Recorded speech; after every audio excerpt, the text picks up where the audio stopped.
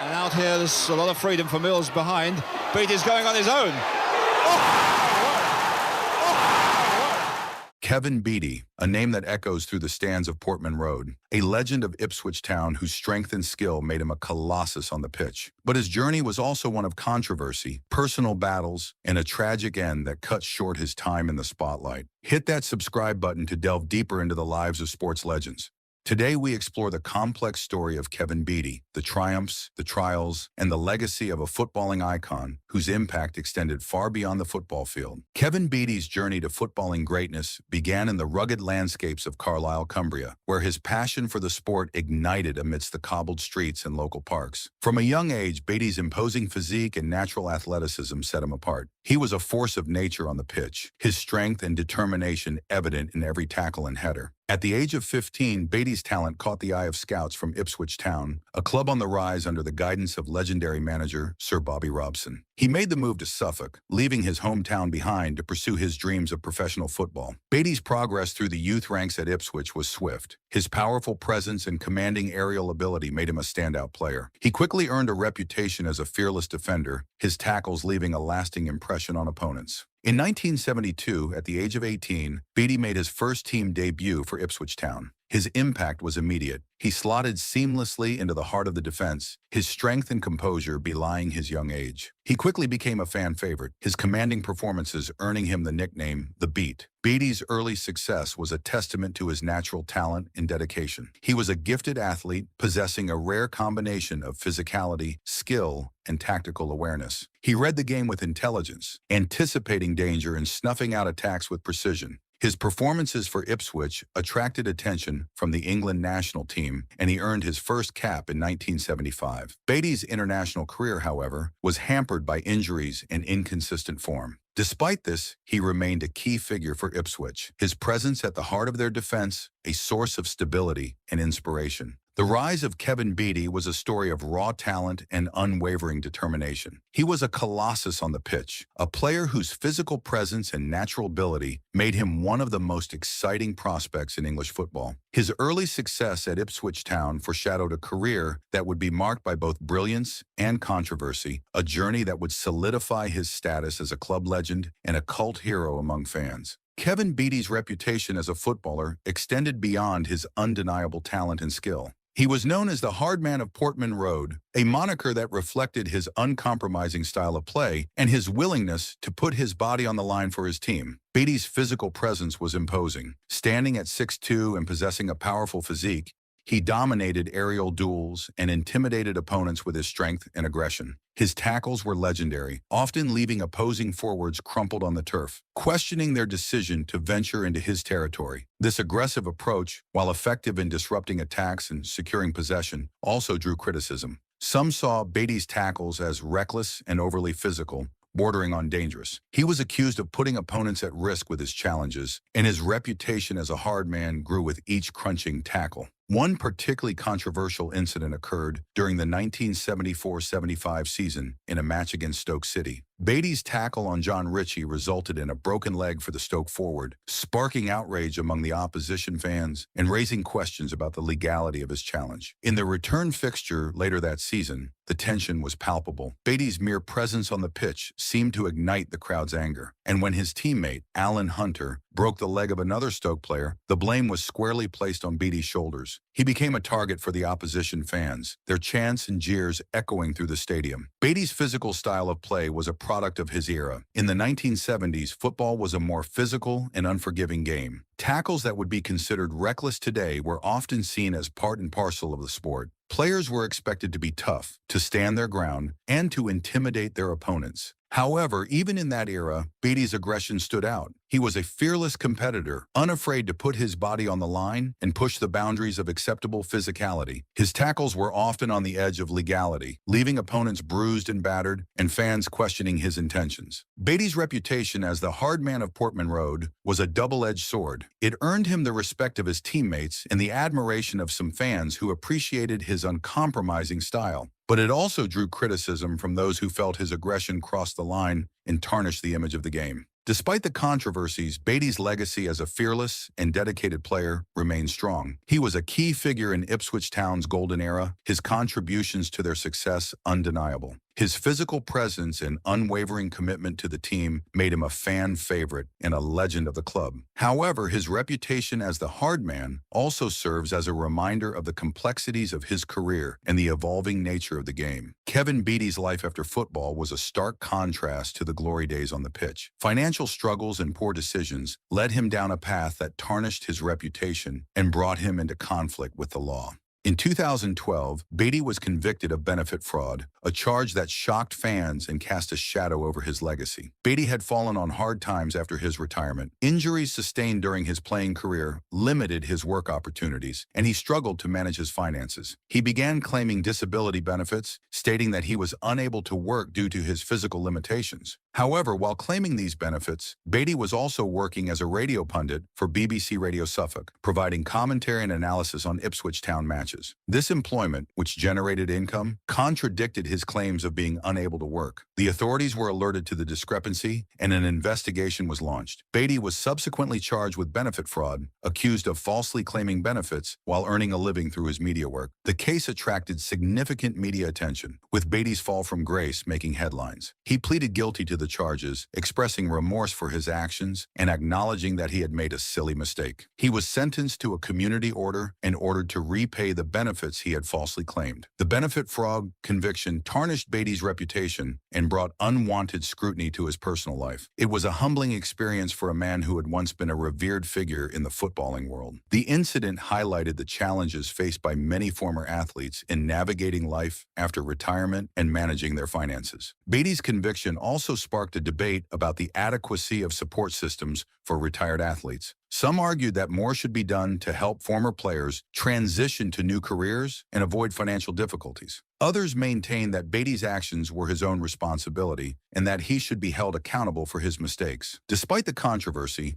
Beattie's legacy as an Ipswich Town legend remained strong. Fans recognized his contributions to the club and acknowledged his remorse for his actions. The benefit fraud conviction, while a blemish on his career, ultimately served as a reminder of the human fallibility of even the most celebrated athletes. The latter years of Kevin Beattie's life were marked by a gradual decline in health, a cruel twist of fate for a man who had once been a towering presence on the football pitch. The physical toll of his playing days, combined with other health issues, gradually eroded his strength and vitality, leading to a tragic and untimely end. Beattie's body bore the scars of countless battles on the field. The aggressive tackles, the aerial duels, and the sheer physicality of 1970s football had taken their toll. He suffered from chronic pain, particularly in his knees and ankles, a constant reminder of the sacrifices he had made for the game he loved. In addition to the wear and tear of his football career, Beattie also battled diabetes, a condition that further compromised his health. He struggled to manage the disease, and its complications contributed to his declining physical condition. In 2008, Beattie suffered a heart attack while playing in a charity football match. The incident was a stark reminder of his mortality and the fragility of even the strongest athletes. Although he recovered from the heart attack, it marked a turning point in his health, signaling the beginning of a gradual decline. In the years leading up to his death, Beattie's mobility became increasingly limited. He relied on a walking stick and often struggled with everyday tasks. The once powerful athlete was now confined to a wheelchair, his physical limitations a stark contrast to the dynamism he had displayed on the pitch. Despite his declining health, Beattie remained a beloved figure in Ipswich. He continued to attend matches, his presence at Portman Road a source of inspiration for fans and players alike. He also maintained his passion for the game, sharing his insights and memories through his work as a radio pundit. On September 16, 2018, at the age of 64, Kevin Beattie passed away. His death, reportedly due to a suspected heart attack, sent shockwaves through the footballing community. Tributes poured in from former teammates, opponents, and fans, all recognizing his immense talent, his unwavering dedication to Ipswich Town, and his enduring legacy as a club legend. Kevin Beattie's name is forever etched in the folklore of Ipswich Town Football Club, his legacy as a club legend transcending generations of fans. He was more than just a player. He was an icon, a symbol of the club's golden era, and a beloved figure whose impact extended far beyond the pitch. Beattie's arrival at Ipswich in 1971 as a fresh-faced teenager from Carlisle marked the beginning of a love affair with the club and its supporters. His powerful presence, his fearless tackles, and his undeniable talent quickly made him a fan favorite. He was the Beat, a nickname that captured his imposing physique and his ability to dominate opponents. His contributions to Ipswich Town's success during the 1970s were immense. He played a pivotal role in their promotion to the First Division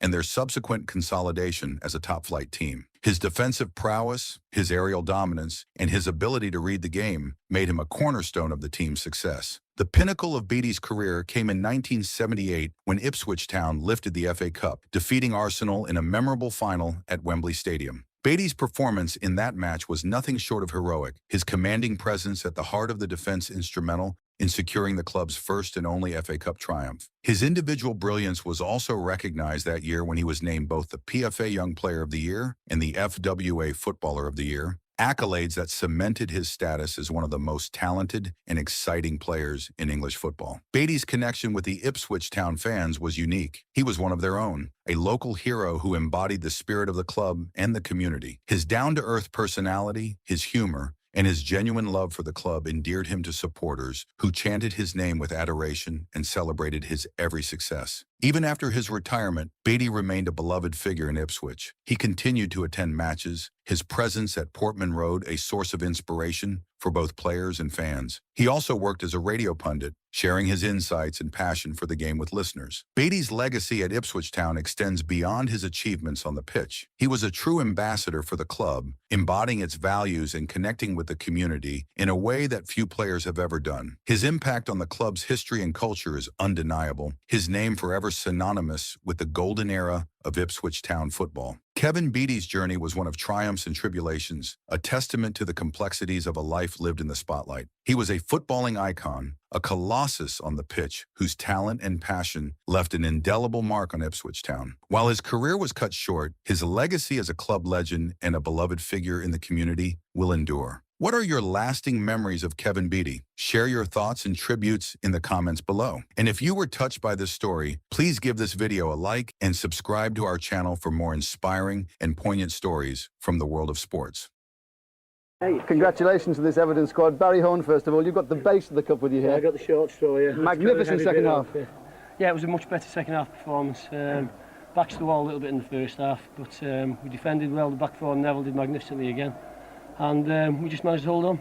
Gary Ablett rings a bell, right? Sadly, he met an untimely fate. From humble beginnings to holding up the FA Cup, he was one of the highest performing players of his generation. But what happened to him? Gary Ablett, back in 1982, an unpolished talent with huge dreams. He joined Liverpool as an apprentice. By 1986, he would make his debut on the legendary Anfield turf. Can one even imagine what that would feel like for a young guy carrying all those expectations? Well, Ablett didn't cope, he shone. Over the next 9 years, he proved to be a cornerstone of Liverpool's defence because he could adapt and stand firm. But what were the defining moments of his time at Liverpool? Ablett's performances undoubtedly helped Liverpool win 2 league championships in 1988 and 1990. The defender also became a part of the team that won the FA Cup against Everton in 1989, in a game still talked about at present. Think about the ferocity that Derby final had, the crowd's roars, Wembley's energy. That was huge, with Ablett right in the middle. What were some of the challenges that he faced during such high-stakes games?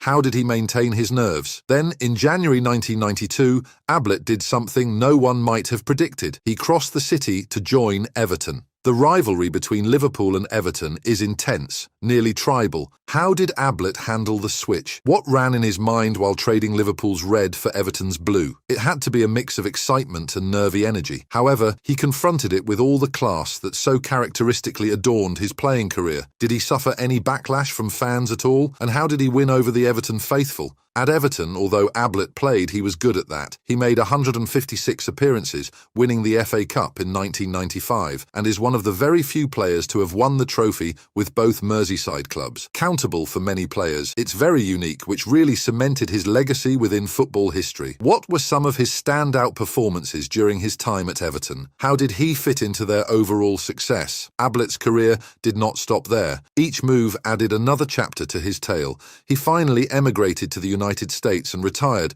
playing for Long Island Rough Riders in 2001. But even when his time on the park finally ended, his love for the game never did. What has kept him going even in the twilight of his career? He then went into coaching, with jobs at Everton's Youth Academy, before going on to become Liverpool's reserve team manager. He did quite well with Liverpool's reserves, securing the Premier Reserve League North title under his management. In 2009, he took on his first senior management position with Stockport County, which was certainly not easy given the state of the club's finances at that particular time. No matter the challenges, though, Ablett's passion for football never wavered. What were some of the things he taught young players? How did he cope with management pressures? Now, as you are about to have the depressing part of this story, remember to like and subscribe for more great football icon stories.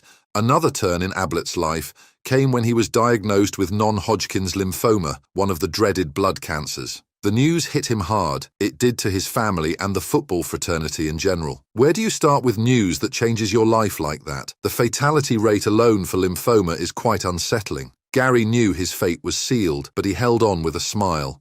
Would he go on to survive this battle with cancer? The brave heart with which Ablett was in, fighting the illness, mirrored only the spirit he showed on the pitch. His tumours were really aggressive, but still, he remained a picture of hope. It's pretty hard to keep a smile on your face as cancer sucks out your spirit and will to keep on going. But Ablett still chugged on an empty tank. He showed up for Everton's end-of-season awards dinner in May 2011 and also led the club's cancer awareness campaign in September. Basically, his bravery was marvellous. Still, what kept him going at those times? How did his football family rally around him? Very sadly, Gary Ablett died on New Year's Day 2012. Aged 46. The news sent shockwaves through the football world. The former FA Cup champion was called back by Father Time, leaving a void in the hearts of family members and football fans alike. It might be best summed up as Michael Owen paid tribute on Twitter. So sad to hear the news that Gary Ablett has passed away today, aged 46. He played for some great clubs and had a career to be proud of. R.I.P.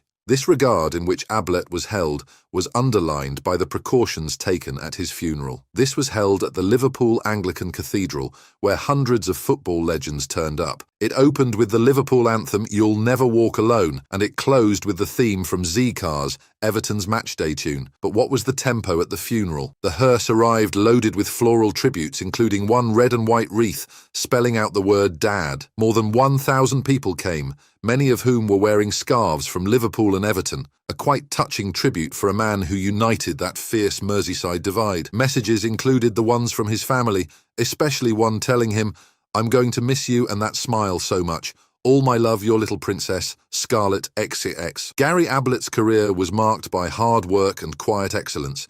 He would make over 420 appearances for Liverpool, Everton, and Birmingham City. His only goal for Liverpool on his first Anfield start was against Nottingham Forest. One of his teammates during the semi-final at Hillsborough against Forest the following season, he continued to give his all for the club. How did those experiences shape him as a player and person? Ablett's big move was to Everton in 1992. He proved pivotal under Joe Royle for Everton when they won the FA Cup in 1995 against Manchester United. He moved on to Birmingham City for $400,000 and would make over 100 appearances for them, becoming a fan favourite. What did he do that delighted every club? Ablett went on to take a coaching role at his former Everton, which saw him advise young players and prodigies with the same level of professionalism he applied when active. This paid off with the 2008 Premier Reserve League North title win for Liverpool's reserves at Stockport County, despite the fact that the club faced financial turmoil in the same year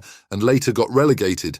Ablett decided to stick with it. What were some of the dazzles of his coaching career? The battle with non-Hodgkin's lymphoma became a challenge to Ablett. Never was he downhearted at such a serious diagnosis. In support of Everton's Blue September Cancer Awareness campaign, Ablett recalled his diagnosis and the shock it had caused. "Jacqueline took one look at me and took me straight to the doctors," he said. "The next day they whisked me off to Ipswich Hospital, and the sister asked us if we knew why we were there. We said, for tests, but she told us that they had found a really aggressive lymphoma, and that without immediate treatment I'd be in serious trouble. From diagnosis to that first session of chemotherapy was less than 3 days, so it was a massive shock. How does one go about surviving such a fast and life-changing diagnosis? What kept him strong during treatment? His legacy extends beyond the pitch to the training ground, definitely. There was a minute's applause before Birmingham City's 1-1 championship draw at Peterborough. The Ipswich players wore black armbands during their 3-1 home defeat by Nottingham Forest. These gestures put in respect altercation that befits a man who gave so much to the game and gets others inspired.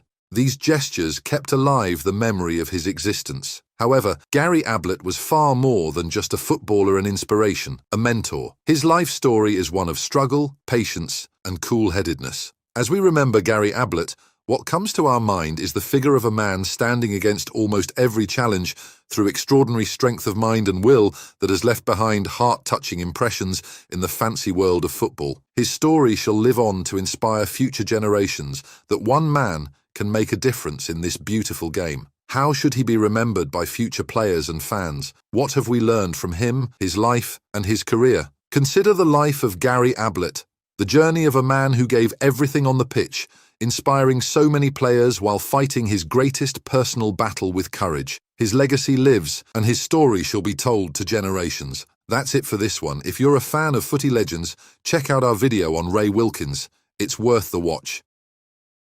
This is Peter Michael Whittingham, a midfield maestro with a wand of a left foot. Whittingham graced the pitch for clubs like Aston Villa, Cardiff City, and Blackburn Rovers. He was part of that legendary Aston Villa youth team that clinched the FA Youth Cup back in 2002. The following year, he made his Premier League debut, a dream come true for any young lad. He then had a couple of loan spells at Burnley and Derby County before finding his true home at Cardiff City in 2007. And what a spell it was. Over 11 seasons, Whittingham became a club legend, racking up an impressive 457 appearances and banging in 96 goals. He played a pivotal role in their championship triumph in 2013 and was there for those heart-wrenching cup final defeats in 2008 and 2012. The bloke was a class act, earning 3 spots in the championship's PFA Team of the Year. So what's all this talk about was? Where's he now? Well, fate's a cruel mistress, lads. Before we talk about his unfortunate fate, make sure to leave a thumbs up on this video and subscribe. Let's get to it. Before we peer to the far ends of his career, let's see how life started out for the young bloke, eh? Whittingham was born on September 8, 1984, a proper Midlands lad. He went to King Henry VIII School in Coventry, and it was there that his footballing talents started to blossom. His dad was a local legend known as Harry the Fish, due to his business as a fishmonger. While Harry himself may not have been raking it in by the millions, most definitely his sons did. And him too, very nicely. Well, you talk about family pride, eh? That just goes to show you never know where life might take you, even if you start out selling fish in Nuneaton. Whittingham started his football career with his local club, Coventry City, joining the academy at the tender age of 7, with his brother being in the youth system at that time. Peter Jr. would play on the sidelines during sessions until he was noticed by a scout from the club. He remained at Coventry for a further 9 years until the age of 16, but it was then that the wheels would come off. They didn't offer him a contract, citing he was too small to make it at professional status. Now, we all know that telling a lad he can't play because he's too small isn't always the smartest move that has ever been made by football clubs. They've missed out on some real gems over the years, and Peter Whittingham was about to prove them wrong in a big way. But amidst the disappointment, there came a glimmer of hope. Ray Gooding, Coventry's scout who'd championed Whittingham all along, wasn't about to see that talent go to waste. He picked up the old blower and gave the folks at Aston Villa a bell, singing young Peter's praises like a canary. A trial was arranged, and Whittingham grasped the opportunity with both hands. He impressed the Villa top brass, walking out with a contract with the Midlands club. It was his big career break, the opportunity to give Coventry a taste of what they were missing and show the world what he was made of. Sometimes, lads, it takes a bit of knockback to light a fire under you, and Whittingham was about to set English football on fire. A trial at Aston Villa, and he was signed on the dotted line as quickly. Whittingham signed on the dotted line at Aston Villa in April 2001, but it did not take him long to get the water running. He played for the club's FA Youth Cup winning side in 2002, showing just how much he had to promise. The following year, he got the call every young footballer dreams of. Manager Graham Taylor handed him his first team debut against Newcastle United, coming on as as a halftime substitute for Gareth Barry. It was a 1-1 draw, but for Whittingham, it was the start of something special. He made a couple more appearances from the bench before earning his first start in the final game of the season, a 3-1 defeat against Leeds United. But the experience was invaluable, setting the stage for what was to come. With a new season came a new gaffer, David O'Leary, and the Irishman was quick to spot Whittingham's potential. He featured regularly in the early part of the 2003-04 season and bagged his first senior goal against Wycombe Wanderers in the League Cup third round. It was a cracking 5-0 win at Adams Park, and O'Leary was full of praise for the young lad after the match. Whittingham was virtually ever present during the opening stages of the campaign, and in November he signed a new contract that would keep him at Villa Park until 2007. He finished the season having made 39 appearances in all competitions, playing primarily as a left-sided midfielder. He also featured 6 times in the club's League Cup run, which ended in a heartbreaking semi-final defeat to Bolton Wanderers. Whittingham was unfairly blamed for the loss, but despite that, he was named Villa's Young Player of the Season. Kind of ironic, isn't it? The following season was a bit of a slog for Whittingham, lads. He spent more time warming the bench than he'd like, and despite managing to bag his only league goal for Villa in a 3-0 win over Portsmouth, it was clear he wasn't getting the game time he craved. Come February 2005, having been out of the first-team picture for what felt like an eternity, Whittingham found himself shipped off to Championship club Burnley on a 1-month loan. Burnley's gaffer, Steve Cotterill, saw something in him, hoping he'd make the same impact as Gary Cahill, another young lad they'd borrowed from Villa. Whittingham made his Burnley debut in a 1-1 draw with Crewe Alexandra, and to his credit, he started all 9 matches of his loan spell before heading back to Villa in late March. Cotterill was gutted not to keep him longer, but that's the loan game for you, innit? Whittingham started 3 of Villa's first 4 matches of the 2005-06 season, giving him a glimmer of hope. But it wasn't to be. Come September, he was back in the Championship, this time joining Derby County on a 3-month loan. He made his Derby debut 3 days later in a 2-2 draw with Southampton, but the goals just wouldn't come. He made a total of 11 appearances without finding the net before returning to Villa in November 2005, no doubt feeling a bit disillusioned. By January 2007, Whittingham's Villa career was hanging by a thread. He'd barely featured since his loan spell at Derby, making just 5 appearances. It was time for a change, and Cardiff City came calling, snapping him up for a reported fee of £350,000. It was a breath of fresh air for Whittingham, who quickly became a mainstay in the Cardiff team. He held down a first-team spot until the end of the year, even with competition from Joe Ledley on the left flank. The 2007-08 season started with Whittingham on the bench, but by mid-November, Cardiff were teetering above the relegation zone. Gaffer Dave Jones decided a reshuffle was in order, bringing Whittingham and Chris Gunner back into the starting lineup. Whittingham found himself playing on the right side of midfield, a position he wasn't too familiar with, but being the adaptable lad he was, he soon settled in and started most of the remaining matches that season. He even finished as the team's top scorer during their FA Cup run, netting against Chasetown, Wolverhampton Wanderers, and Middlesbrough. Sadly, Cardiff fell at the final hurdle, losing 1-0 to Portsmouth in the final. The start of the 2008-09 season saw Whittingham continue on the right, netting his first of the season in a 2-1 League Cup win over Milton Keynes Dons. Then disaster struck. He ruptured his ankle ligaments during a 2-1 win over Crystal Palace in November, an injury that was expected to sideline him for up to 3 months. It was a cruel blow, yet Whittingham was not that kind of boy who would surrender so easily. Hence, he fought his way back ahead of schedule, making a late substitute appearance in a 1-1 draw with Reading on Boxing Day, and the lad was made of stern stuff for sure. Whittingham started the 2009-10 season off with a bang. First, he scored a penalty in a 4-0 thrashing of Scunthorpe United in the first ever competitive match at the brand spanking new Cardiff City Stadium, then continued to go from there, scoring in consecutive rounds of the League Cup against Dagenham and Redbridge and Bristol Rovers. Having been handed responsibility as penalty taker, Whittingham's league goal tally quickly rose to 3, with strikes against Sheffield Wednesday and Derby County. The lad was on fire. A brace against Watford was followed up with goals against Crystal Palace and Coventry City, before the obvious hat trick against Sheffield United. Nobody was surprised when he picked up the October Player of the Month award. He curled in an exceptional free kick during a 3-2 win over Sheffield Wednesday in April, and was then named in the 2009-10 PFA Team of the Year for the championship the very next day. What a week it was. The lone arrival of Craig Bellamy saw Whittingham deployed in a new central midfield role for the 2010-11 season, and how he flourished. Gaffer Dave Jones was waxing lyrical about him left, right, and center. But even the best have their off days. After netting 8 penalties last season, Whittingham missed his first 2 spot kicks of this campaign. Jones had little option but to relieve him of penalty duties. Whittingham was on penalty duties again soon enough and bagged in a 2-1 win against Coventry City. He'd already scored a double of free kicks against Bristol City a couple of days earlier, proving he was still a dead ball specialist. Then came the magic, a fantastic volley against Barnsley that was so good it was voted the Football League Goal of the Year for 2011. Unfortunately, Cardiff missed promotion for a second successive season, and promptly speculation about Whittingham's future began to spill. Boys, Cardiff's first foray into the Premier League, started with a real bang. They sent the champions Manchester City packing, then disposed of Fulham. Whittingham scored his first in 9 years against Hull City, a fairy tale start that was to be unfortunately short-lived, as Cardiff were relegated after only 1 season in the top flight. A bitter pill to swallow, but that is football as it goes. In July 2014, Whittingham proved his loyalty to the Bluebirds by signing a new 3-year deal that would keep him in the Welsh capital until 2017. The campaign may have proved a disappointing one for Cardiff, finishing an 11th placed finish, their worst in 8 years. But Whittingham's class shone through. He was even selected in the Football Manager Team of the Decade at the Football League Awards. The lad was a legend, no two ways about it. Cardiff rejected 2 bids from unnamed clubs for Whittingham in summer 2015. Manager Russell Slade termed him the club's kingpin, and rightly so. Whittingham scored a brace in a 4-1 win over Brighton and Hove Albion to surge past John Toshak and Hughie Ferguson in the club's all-time leading scorers list in English League competitions. Still, despite his heroics, Cardiff missed out on the playoffs at the end of the season. So when Neil Warnock took over as manager in October 2016, Whittingham was out in the cold. For someone that had given so much to the club, it would have been a bit hard on the palate. But when he played his final home match against Newcastle in 2017, he received a standing ovation from the Cardiff faithful when he was replaced, a fitting tribute indeed to a true club legend. On June 13, 2017, Whittingham opened the next chapter in his career by joining newly relegated League One club Blackburn Rovers on a 2-year contract. Bittersweet for Cardiff fans, Warnock discussed the traits that ultimately saw Whittingham move on. He'd even offered him a 1-year extension, but had made it clear his playing time would be limited. A proper gent, that Warnock. But alas, it was not to be. On 31st of August 2018, the contract between Whittingham and Blackburn was cancelled by mutual consent. It was a surprise end to his time at Ewood Park, with a number of fans scratching their heads in bewilderment as to what had gone on behind closed doors. He retired and then went silent for a while until the news broke out all of a sudden in 2020. His life was cut short. The sad fact that he died in March 2020 at such a tender age of only 35 years was really a kick in the teeth,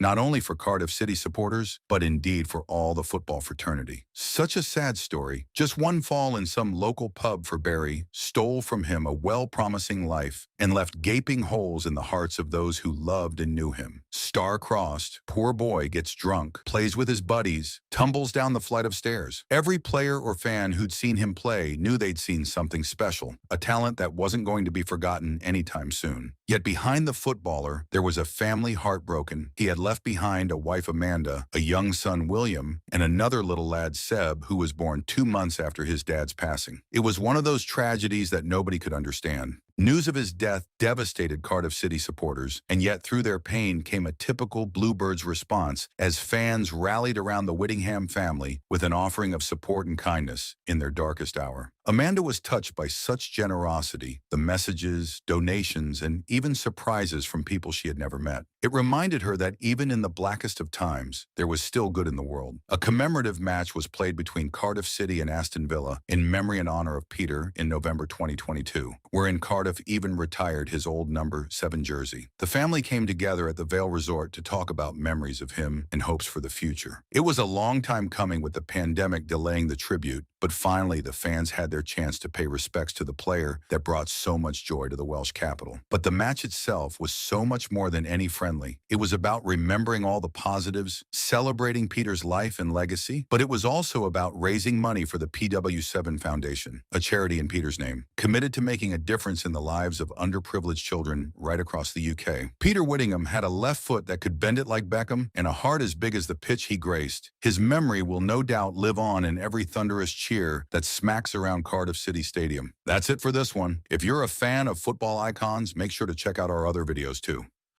This is Duncan Edwards. Now, this bloke was something special, a talent that shone brighter than most, even from a young age. Now, you might not know him. He might have played before you were born, or maybe you're old enough to remember him. If you are, make sure to drop a thumbs up. But you might have heard stories about him from your grandpa or dad. He kicked off his journey at Manchester United's youth team, quickly making a name for himself.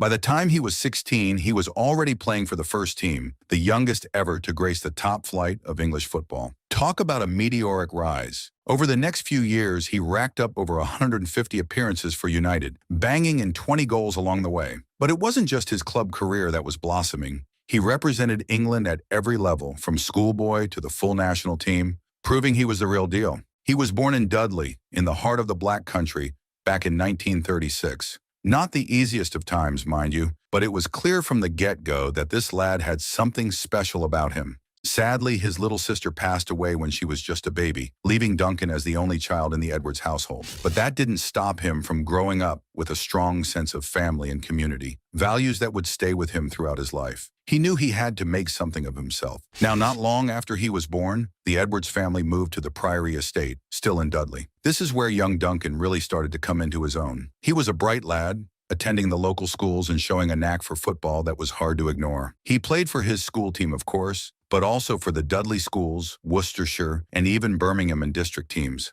This kid was making waves, and he wasn't even a teenager yet. A shocker for those who don't know, he was also a dab hand at Morris dancing. Big Duncan, all decked out in bells and ribbons, giving it his all on the dance floor. But when it came to a choice between competing in the National Morris and Sword Dancing Festival or trialing for the England Schools Football Association's under-14 team, well, there was only one winner. Football it was, and the rest, as they say, is history. Duncan was clearly making a name for himself. He impressed the selectors and was picked to play for the English Schools in Ornaments, making his debut at the grand old Wembley Stadium. Talk about a dream come true for a young lad. He was soon made captain of the team, a position he held for a couple of seasons. Leadership qualities, you see, that's what set him apart. By this point, the big clubs were starting to take notice. Manchester United's scout, Jack O'Brien, spotted him when he was just 12 years old. He told Matt Busby, the United manager, that he'd seen a schoolboy who was worth keeping an eye on. And that schoolboy was none other than Duncan Edwards. The seeds were sown,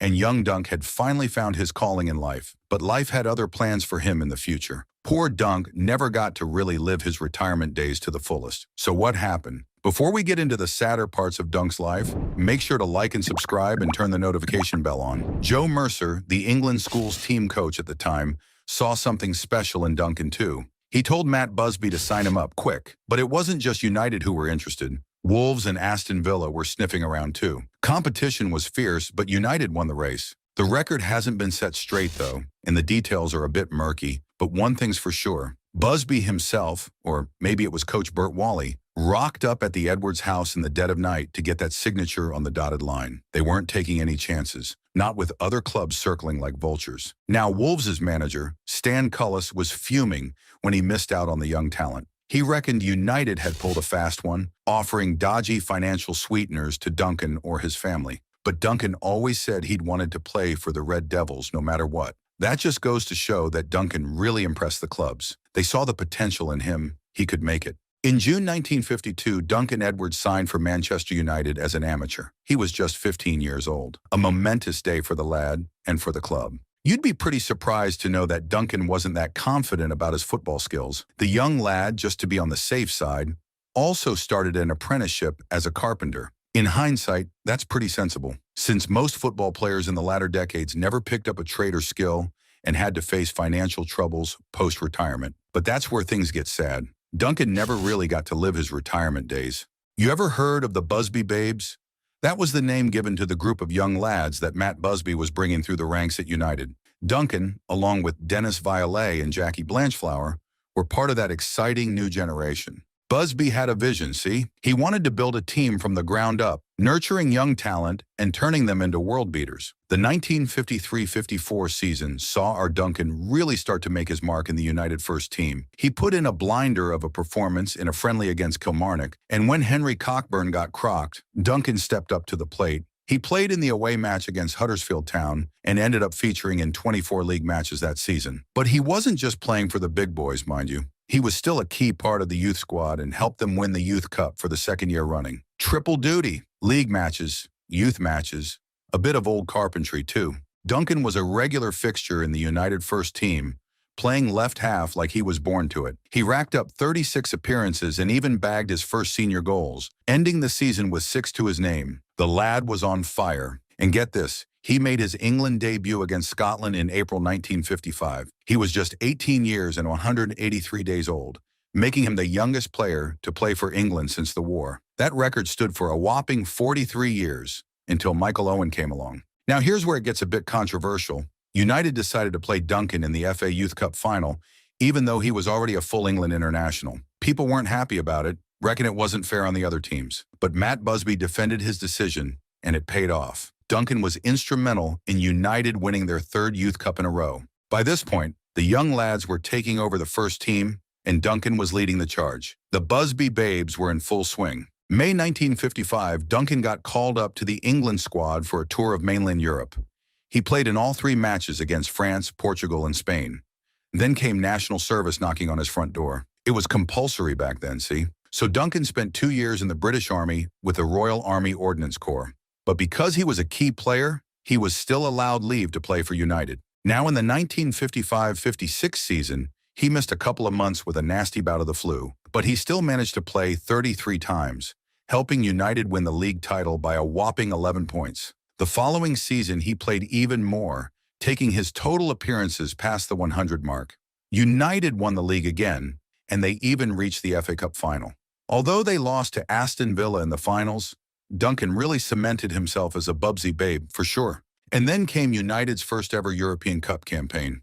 He played in 7 matches, including that absolute demolition of Anderlecht, 10-0. That's still the biggest win in United's history, a proper hammering. They made it all the way to the semi-finals that year, only to be knocked out by Real Madrid. By this point, Duncan was a regular in the England team.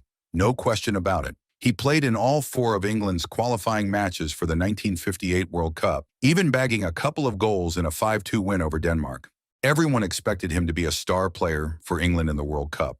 Some even reckoned he'd be the next England captain, taking over from Billy Wright when the time came. He was that good. The 1957-58 season kicked off, and Duncan was in cracking form. Rumors were flying around that the top Italian clubs were after him, trying to lure him away from Manchester. Meanwhile, United were locked in a battle with Wolves for a 3rd league title on the trot, and they were also making a good fist of it in the FA Cup and the European Cup. Everything seemed pretty good for Duncan. He had finally found his purpose in life, and it was football.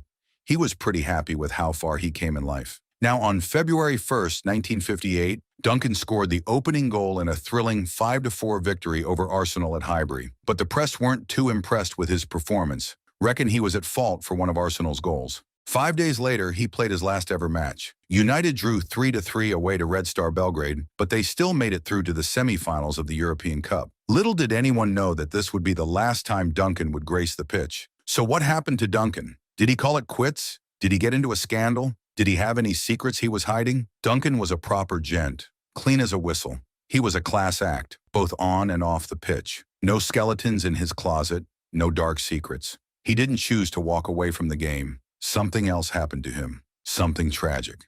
6th of February, 1958. Duncan and the lads were on their way back from Belgrade, buzzing after knocking Red Star out of the European Cup. But their journey wasn't over yet. The plane had to stop in Munich for a refuel. A bit of a nuisance, but nothing to worry about, right?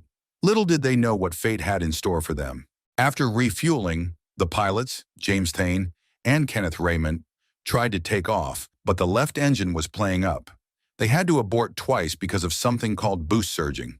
Now Thane was worried about being delayed, so he decided against staying overnight in Munich. He wanted to have another go at taking off, even though it was snowing and there was slush building up at the end of the runway.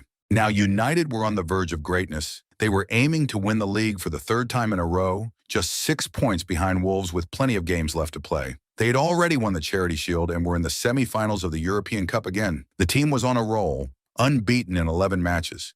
It was all looking so promising, and then disaster struck. On the 3rd attempt, the plane hit the slush and skidded off the runway, smashing through a fence. The left wing was ripped clean off when it hit a house. Then the tail section broke off and slammed into a barn where a fuel truck was parked. The whole thing went up in flames, a proper inferno. Captain Thane, fearing the plane might explode, started getting everyone off as quickly as possible, and Harry Gregg, the goalkeeper, bless him, was a hero that day. He helped pull survivors from the wreckage, risking his own life to save others. 7 players and 14 others were killed on the spot. A proper tragedy it was. And then there was Duncan.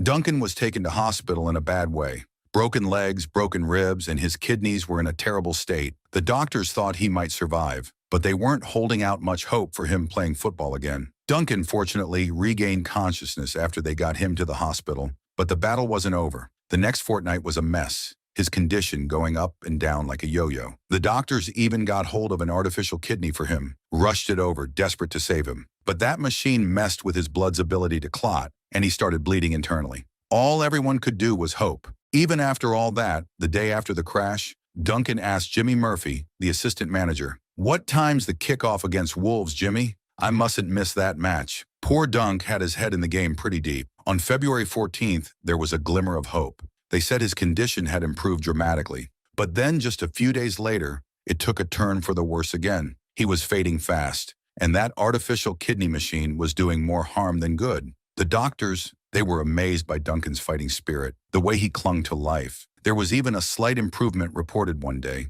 a tiny ray of hope in the darkness. But then the nurses noticed his circulation was failing. They tried injections, a last-ditch attempt, but it was no use. Duncan's strength was fading, slipping away like sand through your fingers. The medical staff, they did everything they could, but in the end, they couldn't save him. Right, and there it was. At 2:15 in the morning, on the 21st of February, 1958, Duncan Edwards slipped away. A light extinguished far too soon. Cruel irony that just hours before, a new magazine came out with his smiling face on the cover. 5 days later, Dudley came to a standstill. Over 5,000 people lined the streets for his funeral, a show to the impact he'd had on so many lives. He was laid to rest beside his sister, Carol Ann. His gravestone reads, "A day of memory, sad to recall. Without farewell, he left us all." And to this day, fans still visit his grave, paying their respects to a legend gone too soon. But Duncan's legacy lives on. A street, a stained glass window, a statue, all in his honor. They even named a pub after him for a time. And you know what? Even after all these years, people still talk about him like he was playing yesterday. They remember his strength, his skill, his passion. They remember the Busby Babe who captured the nation's heart, the young man whose potential was cruelly snatched away. That's it for the heartbreaking story of Duncan Edwards. If you're a fan of footy icons, make sure to check out our other videos.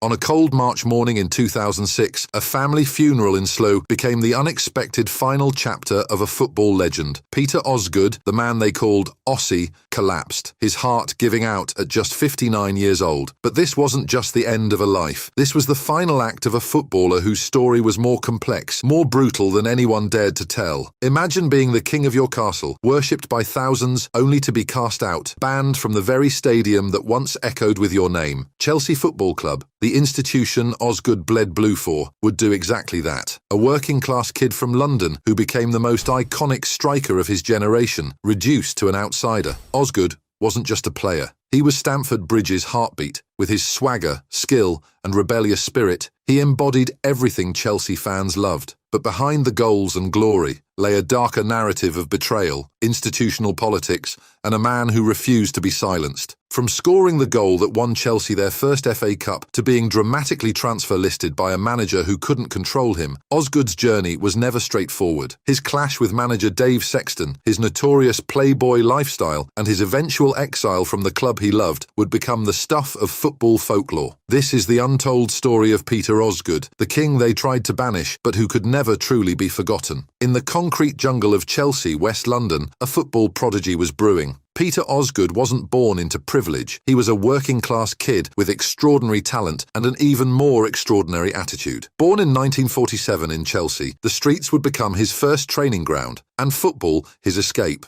Chelsea signed Osgood as a teenager in 1964, but he wasn't an instant success. His early years were marked by a rebellious streak that would define his entire career. Tommy Docherty, Chelsea's manager at the time, saw something special. Where others saw a troublemaker, Docherty recognised raw talent waiting to be unleashed. In 1965, Osgood made his first team debut, a moment that would change Chelsea football forever. Standing at 6 feet tall with a grace that belied his muscular frame, he wasn't just a striker. He was an artist with the ball, capable of moments of pure magic that would leave fans and defenders speechless. His breakthrough came in the 1969-70 season. The FA Cup final against Leeds United would become his defining moment. With Chelsea trailing 1-0, Osgood did the unthinkable. He leaped, hung in the air like time had stopped, and scored an equalising goal that would be replayed for generations. Chelsea won that match 2-1. And Ossie became a legend. Nicknamed the Prince of Stamford Bridge, Osgood wasn't just scoring goals, he was making statements. His playing style was a middle finger to conventional football. He was part striker, part entertainer, with a swagger that made him more than just a player. He was a cultural icon. Between 1964 and 1974, Osgood scored 150 goals for Chelsea. But numbers never told his full story. He was the embodiment of Chelsea's spirit, rebellious, unpredictable, and utterly brilliant. His goals weren't just scored, they were performed. Dave Sexton represented everything Peter Osgood was not: methodical, disciplined, and rigidly structured. Where Osgood was spontaneous and rebellious, Sexton demanded absolute control. Their clash was inevitable, a collision between artistic freedom and managerial tyranny. Sexton arrived at Chelsea in 1967 with a reputation for tactical brilliance. He was an architect of football, obsessed with precision and discipline. Osgood, meanwhile, was a maverick, a player who believed football was as much about entertainment as winning. Their philosophies were fundamentally incompatible. The tension wasn't just professional, it was personal. Sexton despised Osgood's playboy lifestyle. Late nights, social scenes, and a reputation for enjoying life beyond football became weapons Sexton would use against him. Training sessions became battlegrounds. Where other players might conform, Osgood pushed back. "I'm not a robot," Osgood reportedly told teammates. "Football's an art, not a military drill." Sexton's management style was ruthless. He began systematically marginalising Osgood, reducing his playing time, criticising his approach in team meetings. The psychological warfare was deliberate, designed to break Osgood's spirit and force compliance. The breaking point came in 1974. Sexton transfer-listed Osgood, sending shockwaves through Chelsea. Fans were stunned. How could the club's most iconic player be cast aside? Southampton swooped in, signing Osgood and removing him from the club that had been his home. The transfer wasn't just a professional move, it was a personal betrayal. Osgood went from being Chelsea's prince to an exile, all because he refused to be controlled. His teammates were divided. Some understood Sexton's tactical approach, others saw the human cost. "They tried to break me," Osgood would later say, "but they couldn't take away who I was." The irony was complete. Sexton, who sought absolute control, had inadvertently created a bigger legend. Osgood's transfer became a symbol of resistance, a story of an individual standing against institutional control. The man who once ruled Stamford Bridge became its most infamous exile. Ken Bates, Chelsea's controversial chairman, would transform Peter Osgood's relationship with the club from legendary status to persona non grata in a move that would shock football fans across Britain. In the 1990s, Bates, a businessman known for his ruthless approach, implemented a ban that would cut deep into Chelsea's soul. Osgood, along with other former players, was forbidden from entering Stamford Bridge. The reason? Speaking out against the club's management. For Osgood, this was more than just a ban, it was a personal betrayal. The man who had given everything to Chelsea, his blood, sweat and passion, was now treated like a stranger. Fans were outraged. How could a club legend be treated with such contempt? The ban wasn't just symbolic, it was a deliberate attempt to silence criticism. Osgood and his fellow exiled players had been vocal about the club's mismanagement, its financial struggles, and the direction it was heading. Bates saw their criticism as a threat to his control. "They wanted to erase me," Osgood would later recall, "but you can't erase a legend." The football community was divided. Some supported Bates's hard-line approach, arguing that former players shouldn't interfere with club operations. Others saw it as a disgraceful act of institutional arrogance. Chelsea supporters, in particular, were furious. Osgood wasn't just a player, he was the embodiment of the club's spirit. Years passed. The ban became a dark chapter in Chelsea's history, but Osgood never lost his connection with the fans. They remembered, they supported, they kept his legacy alive. In 2003, something something unexpected happened. The ban was lifted. Osgood was invited back to Stamford Bridge in a hospitality role. It was a moment of partial redemption, though the wounds ran deep. The prodigal son was allowed to return, but the scars of betrayal remained. This wasn't just about Peter Osgood. It was a broader story of how football clubs can forget their true heroes, a tale of institutional power versus individual spirit, of a legend who refused to be silenced, even when the very club he loved tried to erase him. Peter Osgood's post-playing career was a complex tapestry of struggle, resilience, and enduring love from football fans. After his dramatic exit from Chelsea, he refused to fade into obscurity. Financial challenges plagued Osgood's later years. Unlike modern footballers with multi-million-pound contracts, he struggled to translate his on-field brilliance into financial security. He worked various jobs, including a brief stint as a publican, always maintaining his connection to the football world through occasional media appearances and fan events. His reputation never diminished. Chelsea fans continued to worship him as a true icon. In 2001, he was inducted into the Chelsea Hall of Fame, a recognition that partially healed the wounds of his earlier exile. Younger generations learned about Ossie through stories passed down by their fathers and grandfathers. Despite the hardships, Osgood maintained his legendary status. He became a symbol of authenticity in an increasingly commercialized sport. His rebellious spirit resonated with fans who saw him as more than just a footballer.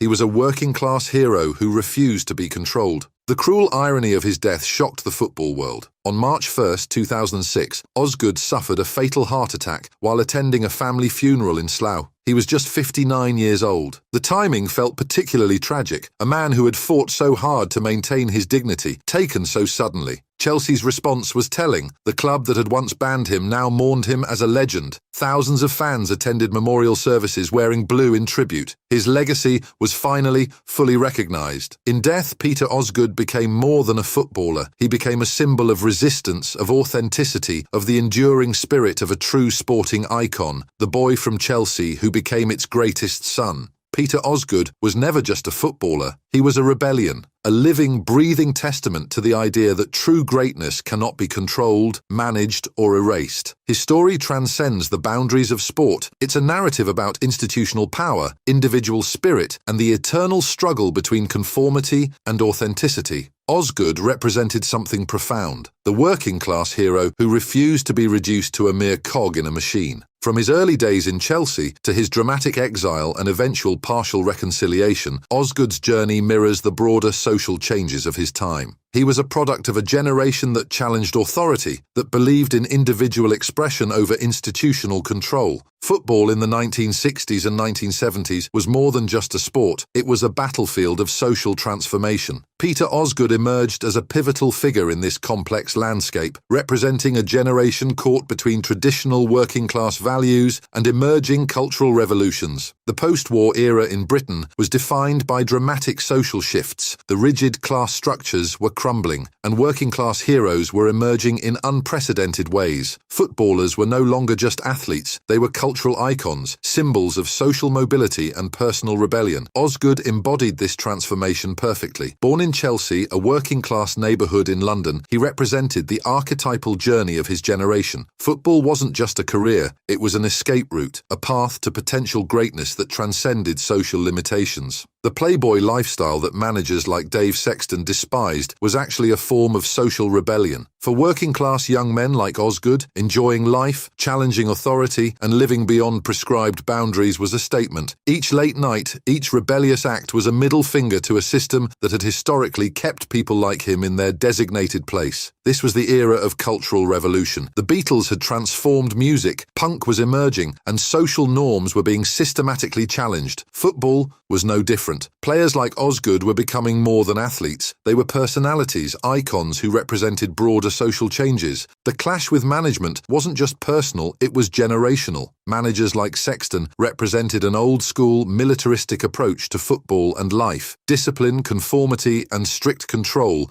were their mantras. Osgood and his contemporaries represented something entirely different: individual expression, spontaneity, and a rejection of rigid hierarchies. Chelsea Football Club, during this period, was itself a microcosm of these broader social tensions. an institution struggling between traditional management approaches and the emerging cultural dynamism of the 1960s and 1970s. Osgood's story wasn't unique. Many footballers of his generation faced similar challenges, but his particular blend of extraordinary skill, rebellious spirit, and working-class authenticity made him stand out. He wasn't just challenging football's conventions, he was challenging societal norms. The tragedy of Peter Osgood isn't just about a footballer who was transfer listed or banned. It's about a system that tries to crush creativity, that seeks to standardize human potential. His resistance wasn't just personal, it was political. Every goal he scored, every rule he broke was a statement against a world that demanded uniformity. Chelsea might have tried to erase him, but they failed. His legacy lives on in every fan who remembers his magic, in every young player who understands that football is more than tactics and discipline. It's art, it's rebellion, it's human spirit. When Osgood died in 2006, he didn't just leave behind a footballing legacy. He left a blueprint for authenticity,